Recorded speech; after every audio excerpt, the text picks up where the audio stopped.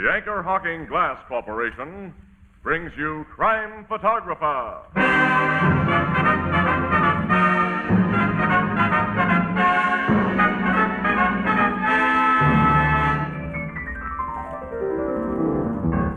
Hi, Ethelbert. Why the grin? Well, Casey, tomorrow's Halloween, and I keep thinking of old Lem Peabody. Why him? Old Lem could think up more tricks for Halloween. Nobody could beat him. He was famous for his tricks. Well, I suppose that's one way to get famous. To do something better than anyone else. Ah, you're so right, Casey. And you know, when you make something better than anyone else, you become famous too. And that's why Anchor Hocking is the most famous name in glass.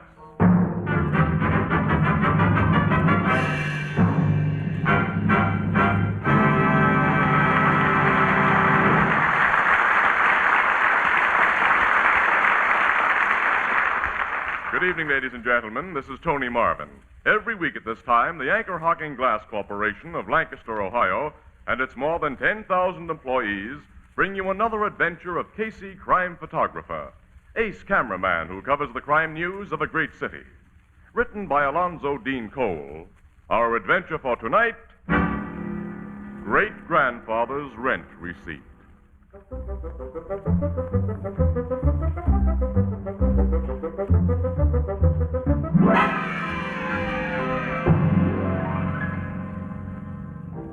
The Blue Note Cafe, the night before Halloween. Strange, that's tonight. In honor of the event, the long mirror behind the bar has been more or less tastefully decorated with the decorations used last year and for a number of Halloweens before that. And Casey, regarding them critically... Ethelbert, why don't you ever get some new decorations in this place? Yes, and those witches look awful tired. I know, Casey. I told the boss, but he said the only guys who'd be critical of our old Halloween decorations were a few of our old customers who always owed us money anyway, so... Boy, did I step into that one like a dope. Why, Casey, you know I'd never dream of hinting. But if you got 28 bucks and 40 cents in your pocket... All right, here's 20. I'll let the 8.40 ride, and give me a receipt. A receipt? Uh-huh. Since when ain't you trusted me? I always take receipts. You never asked me for one before. You didn't let me finish. I always take receipts for dough paid out just before Halloween. Just before? It's been an old family custom, Ethelbert. Ever since my great-grandfather's terrible experience. What was that? Well, maybe I'd better let sleeping ghosts lie. Sleeping ghosts, did you say? Yeah. Great-grandfather's experience was with a supernatural. Uh-oh. I think we've stepped into something, Ethelbert. Is it scary? It scared my great-grandfather plenty. Like to hear about it? You're set to tell it anyway, so go ahead. Yeah, we're listening. Well, to begin with, great-grandfather was a Casey, and the Caseys were Irish. Now he tells us, Ethelbert. My great-grandfather Casey, whose first name was Patrick, by the way, was a young guy when this happened. And by his own admission, he was one of the laziest lugs in County Cork. Oh, so you get it from him. I'd ignore that. But like all of us Caseys, he had a lot of talent and personality. We ignore that. Well, he was a fine fiddle player, but all the girls around were crazy about him, especially Molly McBride, to whom he'd become engaged. Well, one fine October day in Ireland nearly 100 years ago, the two of them were on their way to pay the rent. Patrick, will you get up off that log and stop your fiddling? Now, Molly, darling. How can you delay so when what we have to do is so important for us both? By noon, you promised to pay Sir Timothy the rent you owe him. Dark night will be upon us before you reach his lordship's door. The old man won't mind. Sir Tim dotes on me, Molly.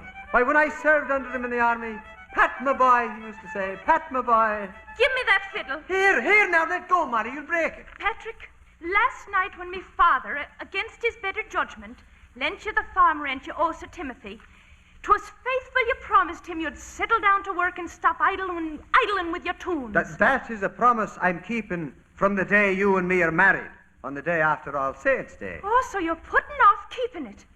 Patrick Casey, unless you make up your mind and turn over a new leaf this very second, there'll be no marriage between you and me. I promise. Sure, I swear it. Then let's be on our way to his lordship's. We start this very instant after you give me a kiss. No, that's wasting time. Kissing you is never wasting time. Now let me go, Pat. Let me go. Ah, no, darling. Oh, Patrick. 'Tis so much stronger you are than I am. Ah, I love you, Lana. You really are going to settle down. You'll no longer be just procrastinating Pat, the lazy fiddle player, as folks call you.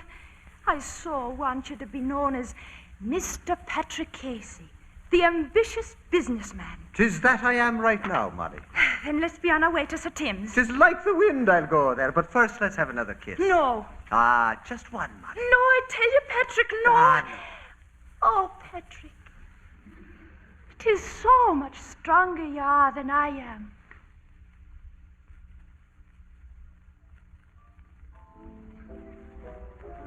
Well, that's the kind of a guy my great-grandfather was when he was young. And that's the kind of a gal Molly McBride was. Well, I hope she finally bent that fiddle over his head, Casey. She didn't, Annie. Great-grandfather got what was coming to him another way. Go on and tell us. Well, Ethelbert, the two of them got to the landlord's house about 5 or 6 hours late. This landlord was a tough old character, and the rent owed him was long overdue. And outside his door, Pat had an attack of cold feet.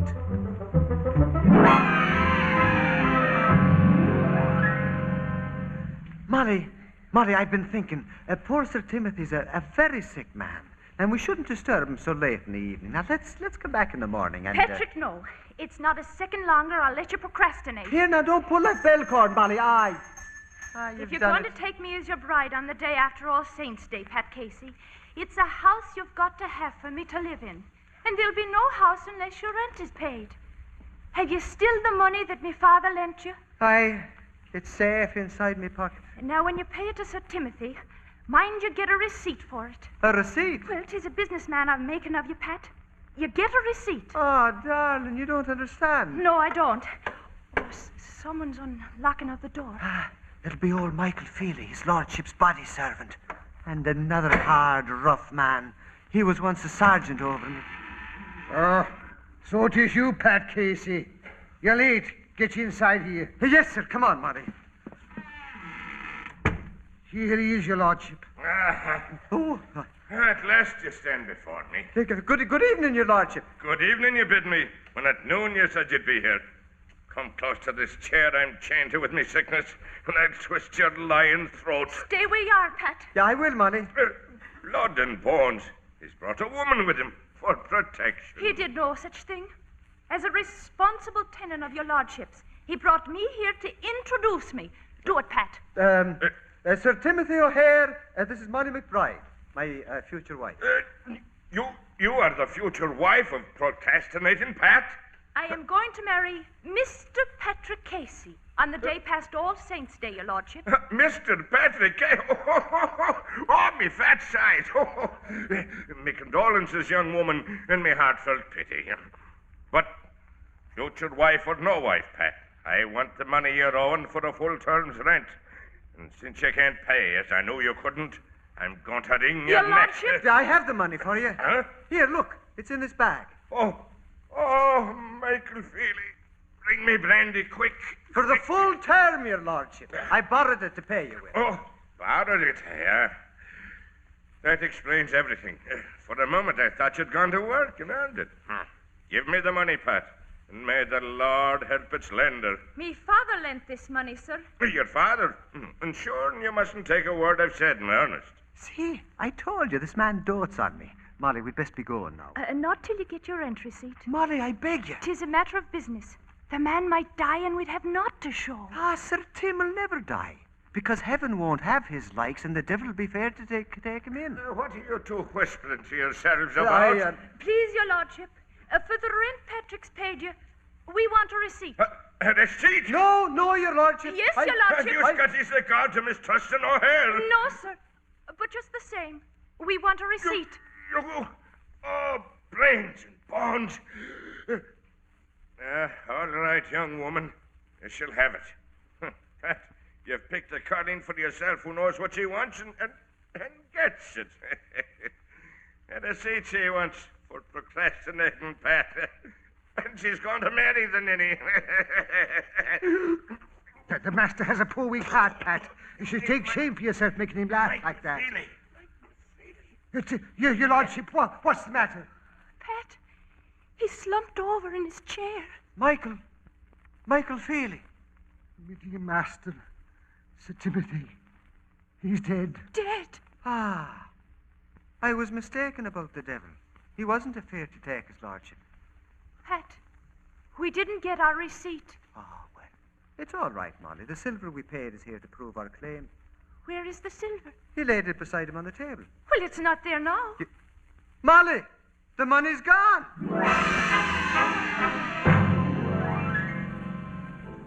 And it was a great mystery where the money had gone to. My great-grandfather and his fiancée searched everywhere. Did they search that servant, Casey? No, Ethelbert. But there was to be later proof that Michael Feely didn't take the bag of silver. Well, tell us what happened next. I'm going to, Annie. You know, 100 years ago, you couldn't just pick up a telephone and call in help when death occurred. So they laid the old man out decently in his bed, and Pat was putting off going for a priest and the undertaker, while Molly worried, and Michael Feely sat grief-stricken in a chair.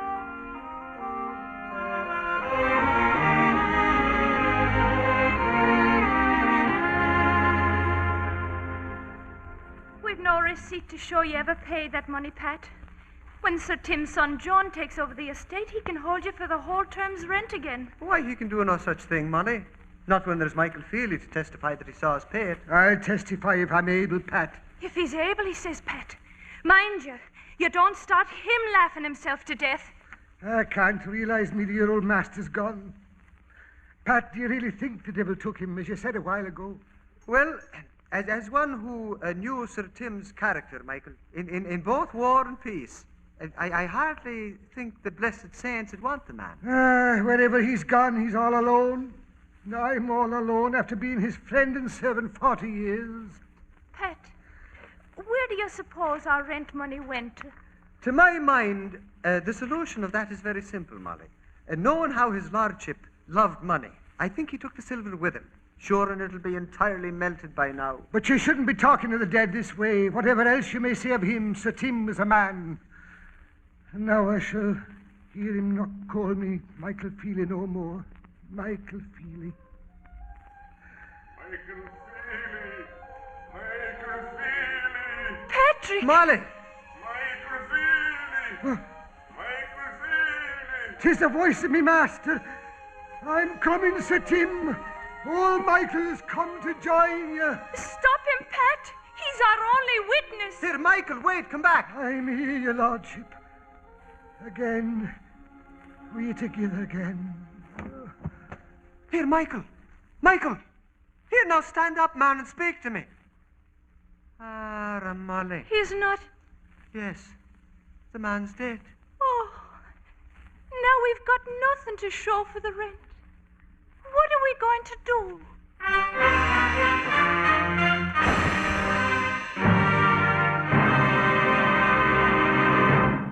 Our story will continue in just a moment. America is literally a land of milk and honey, and thousands of American beekeepers are producing just about the best honey on earth, straining it and bringing it to your table in convenient, crystal clear glass jars.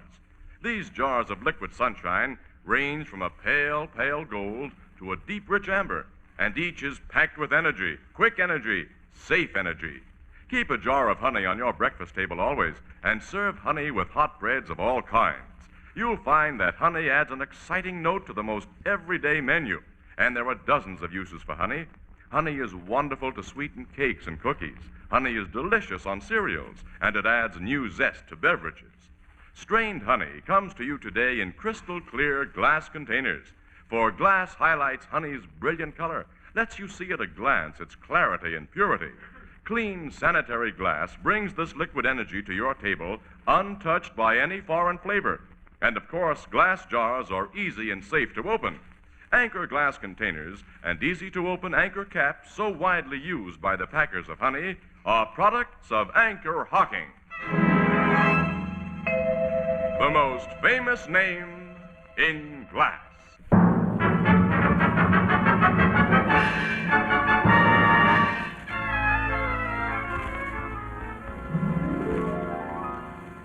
the ghost of that old Sir Timothy called the servant, huh, Casey? My great-grandfather said there could be no mistake about the voice, Ethelbert. Huh? It was Sir Timothy O'Hare, and he was dead. Gee. Then the servant died, too. Definitely and completely. Which left your ancestor in quite a tough spot. And the spot got tougher, Annie. John O'Hare, Sir Tim's son and heir to his estate, was a lot different from his father. He was one of those cold, fishy, holier-than-thou birds. And the old man had despised him. Naturally, he demanded the past due rent on Pat's farm. And when he was told...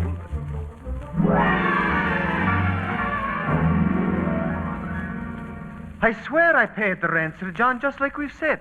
But you have no receipt. We had a witness. And like my honored father, that witness is dead. Enough of this farce. Patrick Casey, at terms rent you owe. If you do not pay, I turn you off your farm. Oh, we meant to be married on the day after All Saints' Day. Huh? Better for you, Molly McBride, that such misfortune be averted. Casey, tomorrow is All Saints' Day, and I want my money then, or out you go. I can't borrow the money twice, sir. I care not how often you borrow it. I ask only that you pay it once. You traduce me father's holy memory when you say you gave him that of which he left no trace behind. Well, how could he leave a trace, sir, when his master took him off so sudden? What do you mean by his master?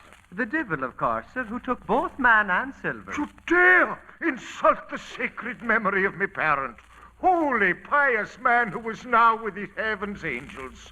Patrick Casey, I gave you till All Saints' Day to pay the money that you're owing. Now I won't accept the money.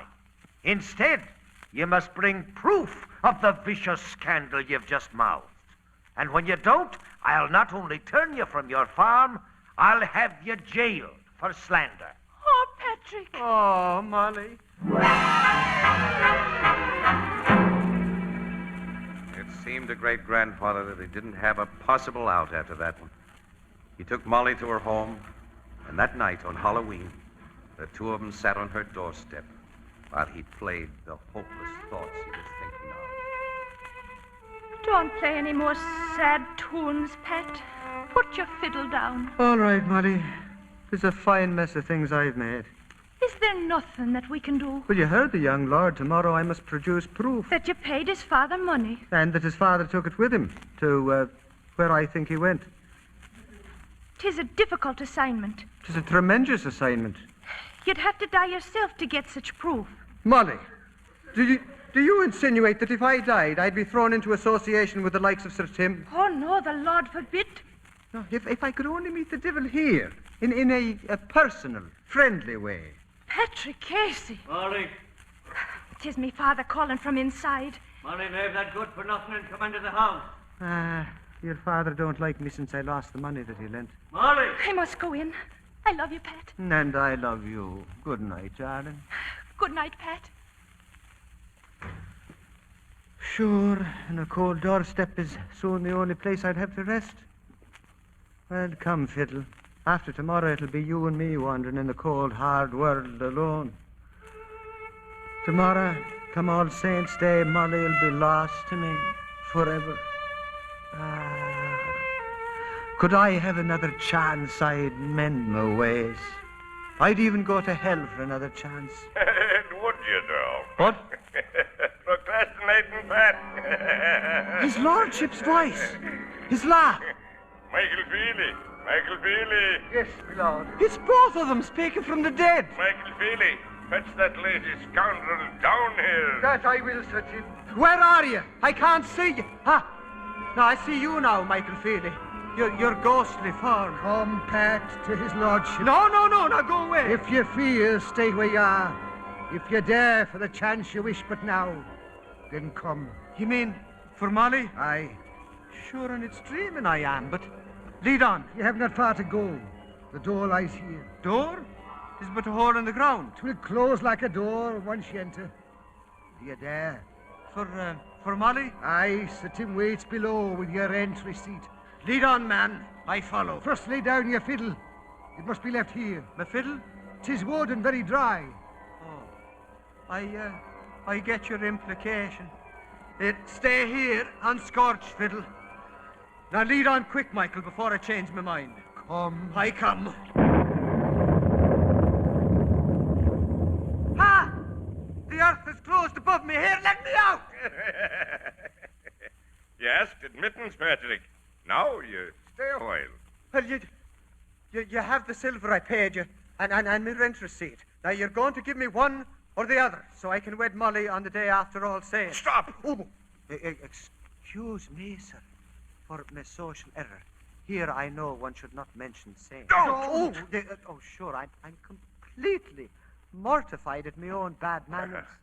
Well, now, Sir Tim, will you please hand me that silver or my rent receipt? And I prefer the last name. Not yet, Pat. Nothing for nothing is the road we live by here. If something you want, then something you must do to earn it. For what you hold, I'll do anything at all. You're a fiddler, boy. Will you play us a tune? It'll be a pleasure of the finest.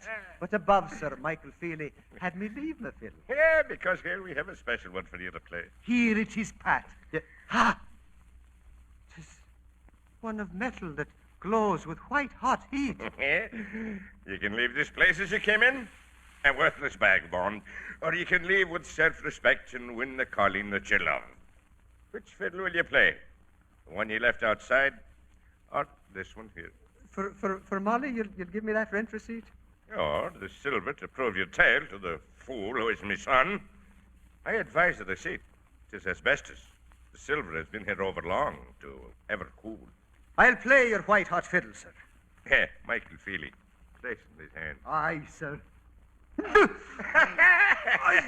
Now play a jig tune, Pat. And do not skimp it. Play every note, and dot, and bar. Play from beginning to the finish, and earn your right to live and love.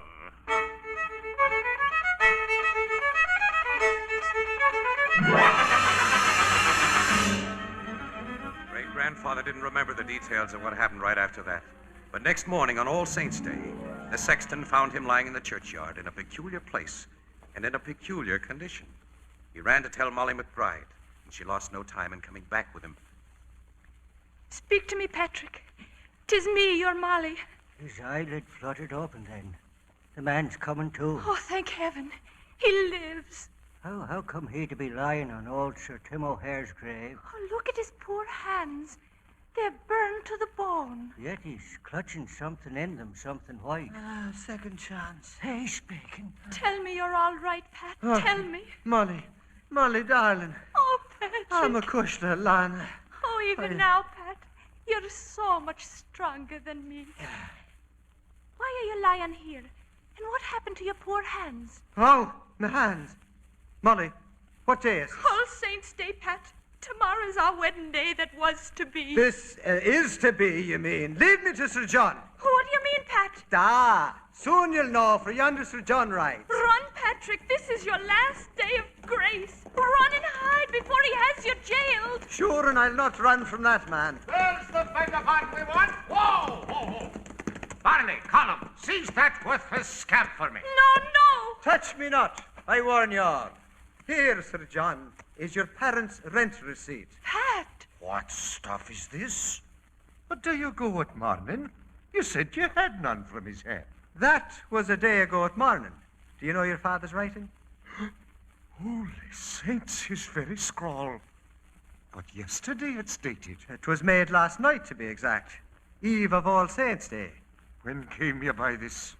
Perhaps, Sir John, for your family's honour, it is a matter we should discuss in private. Yes. Everybody step aside. Not I. You'll have no discussions, Patrick, that I don't know about. Perish the thought, darling. Now, your lordship, that we're all alone, the three of us together, you'll note this receipt is writ on unburnable material. It is in my father's hand. Dated since his death. I see that you've drawn your own conclusions. Patrick, where on earth did you get that writing? Nowhere on earth, my darling. Well, your lordship, is this the proof you demand? Patrick, my friend, if you'll just give me that receipt, we'll let the matter drop. To preserve the reputation of your sainted father, I'd be glad to let you have it, sir. But this receipt is all I have to show that I paid my rent. I'll give you another gladly. Well, now I have a fancy for this one. I'll give you a receipt for 2 years, Pat. No, now I'm thinking that the signature of a dead man on asbestos will be worth much more than that to autograph collectors. We'll say 5 years free rent, and the money you borrowed I'll pay back myself. Pat, take it quick. Hold your horses, Molly. I am thinking, Sir John, that the bride I take tomorrow should have a fine wedding trousseau. That too I'll give. And a wedding trip the two of us would like across the seas to America. It's yours, and I'll throw in a personal gift to boot, Pat. I'll buy you a fine fiddle. Ah, that you won't. From the feel of my hands, I never want to see a fiddle more. But all else is a bargain, your lordship. Bring that that paper to the manor, and we'll put it all in writing. Goodbye to you now, and blessings on your wedding. Oh, Pat. 5 years free rent, a bridal trousseau, and a trip to America.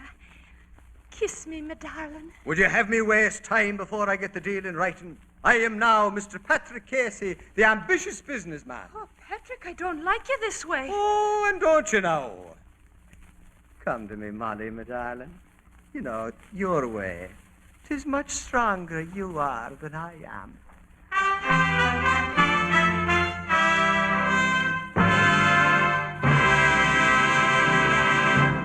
We'll join the crowd at the Blue Note in just a moment. Our government asks us to save food to help relieve starvation abroad. Now, there are more ways than one to save food. You can use less, or you can use food to better advantage. So here's a suggestion. Serve more oven-baked dishes. Delicious, nourishing baked dishes can be prepared from the less expensive cuts of meat or from leftovers. And your family will enjoy these big, steaming casserole dishes, particularly when they come to the table warm, fragrant, and appetizing in beautiful pale blue Fire King oven glass. Fire King oven glass is amazingly easy to clean, amazingly sturdy. Now, you'll find Fire King oven glass at 5 and 10 cent stores, department stores, and other stores selling household glass. Fire King prices are amazingly low, and every piece is guaranteed for 2 years against oven breakage. Fire King oven glass is a product of Anchor Hocking, the most famous name in glass.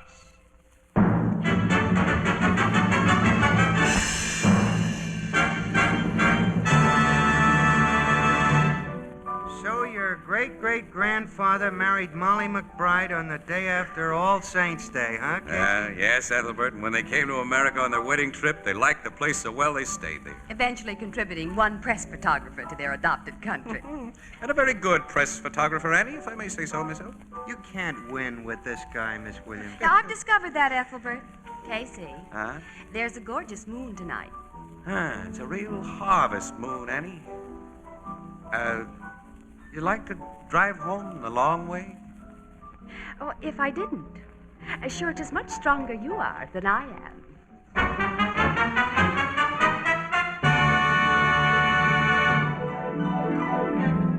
Crime Photographer, starring Stotts Cotsworth as Casey, is brought to you each Thursday by the Anchor Hocking Glass Corporation, makers of Fire King oven glass. Anchor glass containers, Anchor caps and closures. All products of Anchor Hocking, the most famous name in glass.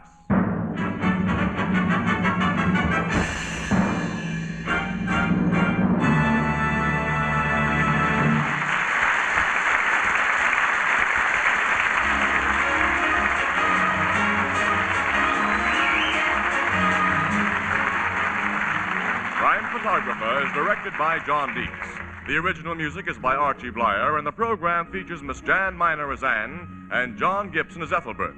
Pat was played by Carl Swenson, and Molly by Kathy McGregor. Herman Chittison is the Blue Note pianist. This is Girl Scout Week. The Girl Scouts believe, and rightly so, that better citizens build a better world. Tonight, Anchor Hocking gladly salutes more than 1 million girls from 7 to 17 and their leaders who are part of this splendid movement, making a real contribution to peace through understanding and friendship. This is Tony Marvin saying goodnight for the Anchor Hocking Glass Corporation of Lancaster, Ohio, with offices in all principal cities of the United States and Canada. This is CBS, the Columbia Broadcasting System.